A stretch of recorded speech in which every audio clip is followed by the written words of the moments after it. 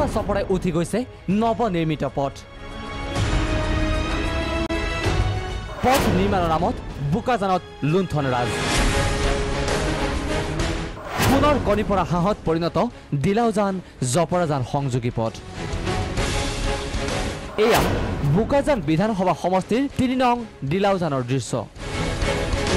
এইদৰেই চপৰা চপৰাই উঠি গৈছে ঠিকাদাৰ আনন্দ তাৰাঙে নিৰ্মাণ কৰা পথ। বনোৱাটো হোৱা নাই, গোটেই ৰাইজে দেখি পাইছে আৰু আমি হাতেৰে উঠাব পাৰে।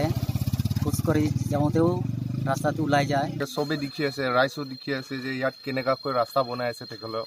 আৰু তেখেতক আমি ৰিকুৱেষ্ট কৰিছোঁ চৰকাৰকো যোনটো কাৰাপ্টেড অফিচাৰকেইটা তেখেতক এৰেষ্ট কৰিব লাগে।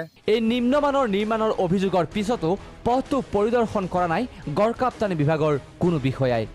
পথ নিৰ্মাণত হোৱা এই দুৰ্নীতিৰ সন্দৰ্ভত শুনক কি কয় CEM তুলিৰাম ৰংহাঙে। অসম চৰকাৰৰ পৰা সেইটো টেণ্ডাৰ কৰাইছে through chief engineer PWD Karbi Anglong autonomous কনষ্টিটিউচনৰ পৰা খৰচ কৰিব।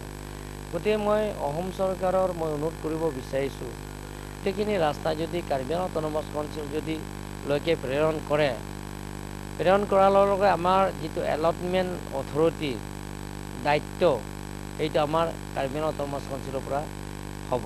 এতিয়া ৰাইজৰ দাবী পুনৰ নিৰ্মাণ হওক পথটো। পিছে কাৰ্বি পাহাৰৰ ভাগ্য নিয়ন্তাৰ কাণত এই আবেদন ধ্বনিত হ'বনে? ডিফুৰ পৰা দীপেন বৰাৰ সহযোগত বোকাজানৰ পৰা অৰ্জুন থাপা, প্ৰাগ নিউজ।